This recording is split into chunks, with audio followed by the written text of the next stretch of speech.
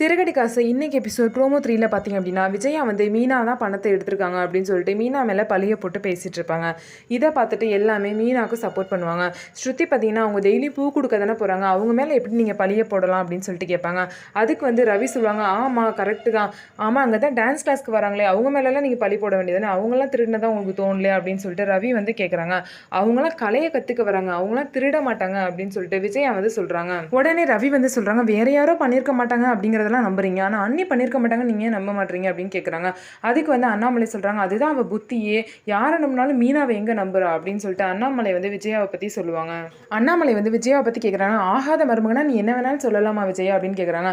அதுக்கு விஜயா சொல்றாங்க, நானாங்க சொன்னேன், பார்வதி தான் சொன்னா, பார்வதி எனக்கு 30 வருஷம் ஃப்ரெண்டு, அவ எனக்கு டான்ஸ் கிளாஸ் நடத்த வீடெல்லாம் கொடுத்துருக்கா, அப்படி இருக்கும்போது அவ மூஞ்சில போய் நான் எப்படி முழிப்பேன் அப்படின்னு சொல்லிட்டு விஜயா கேக்குறாங்க. அதுக்கப்புறம் பாத்தீங்கன்னா விஜயா சொல்றாங்க, மீனா வந்து பணத்தை எடுத்துருந்தா கொடுத்துட சொல்லுங்க அப்படின்னு சொல்றாங்க. அதுக்கு வந்து அண்ணாமலை சொல்றாரு, அவ எப்படி பணத்தை எடுத்துருப்பா, அவ நகையை நீ வாங்க வச்சப்ப கூட அவ வைராக்கியமா முத்து வாங்கி தந்த நகை தான் போடுவேன்னு சொல்லிட்டு இருக்கா, மனோஜ் அந்த நகையை எடுத்து வித்தப்ப கூட அதை கூட பெரிய விஷயமா எடுத்துக்கல, அப்படிப்பட்டவ எப்படி நகையை திருடுவா அப்படின்னு சொல்லிட்டு கேட்கிறாரு. உடனே விஜயா சொல்றாங்க, அவ வந்துட்டு போனதுக்கு அப்புறம் தான் பணம் வந்து காணாம போயிருக்கு, அதனால மீனாவும் முத்துவும் தான் இந்த பணத்துக்கு வந்து பொறுப்பை ஏத்துக்கணும் அப்படின்னு சொல்லிட்டு விஜயா வந்து சொல்றாங்க. உடனே அண்ணாமலை வந்து சொல்றாரு, அவங்க எல்லாம் பொறுப்பேற்றுக்க முடியாது அப்படின்னு சொல்றாரு. உடனே விஜயா பாத்தீங்கன்னா, ஐயோ வேற நான் என்னதான் பண்றது அப்படின்னு சொல்லிட்டு அழுதுகிட்டே, இப்ப எப்படி நான் பார்வதி மூஞ்சில முழிக்கிறது, இந்த வீட்டில் 2 மருமக இருக்காங்க, அவங்களால எனக்கு ஒரு பிரச்சனையும் இல்லை, ஆனால் இந்த பூக்கட்டுற குடும்பத்தினால தான் எனக்கு பிரச்சனையாக வருது அப்படின்னு சொல்லிட்டு மீனாவை சுட்டி காட்டி பேசுகிறாங்க. அதுக்கப்புறம் பார்த்தீங்கன்னா முத்து வந்து விஜயாவை பற்றி கேட்குறாங்க, உண்மையிலே பணத்தை கணமா இல்லை நீங்கள் ட்ராமா பண்ணுறீங்களா, நாங்கள் கொஞ்சம் சந்தோஷமாக இருந்தால் உங்களுக்கு பிடிக்காதே அப்படின்னு சொல்லிட்டு விஜயாவை பற்றி கேட்குறாங்க.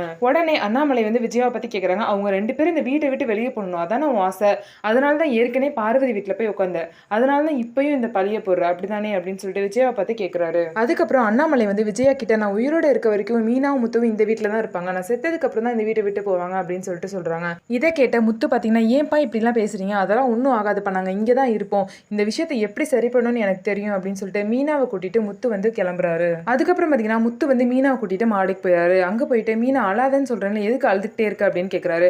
அதுக்கு மீனா சொல்றாங்க, ஏழையா பிறகுறதுக்கு பிறக்கமே இருந்துடலாங்க, எத்தனை பழியை நான் தாங்க வேண்டியது இருக்கு அப்படின்னு சொல்லிட்டு மீனா வந்து ரொம்ப கஷ்டப்பட்டு அழுகுறாங்க. மீனா வந்து சொல்றாங்க, இந்த மாதிரி அத்தை வந்து திரும்ப திரும்ப ஏன் மேலேயே சந்தேகப்படுறாங்க, இந்த விஷயம் மட்டும் வெளியே தெரிஞ்சு அப்படின்னா நான் எங்கேயுமே பூ கொடுக்க போக முடியாது அப்படின்னு சொல்லிட்டு ரொம்ப ஃபீல் பண்ணி அழுகுறாங்க. இதுக்கப்புறம் பார்த்தீங்கன்னா முத்து வந்து மீனா கிட்ட, நீ கொஞ்ச நாள் உங்கள் அம்மா வீட்டில் போய் இருக்கியா மீனா அப்படின்னு சொல்கிறாங்க. இங்கே இருந்தால் உன்னை கஷ்டப்படுத்திக்கிட்டே இருப்பாங்கன்னு சொல்கிறாங்க.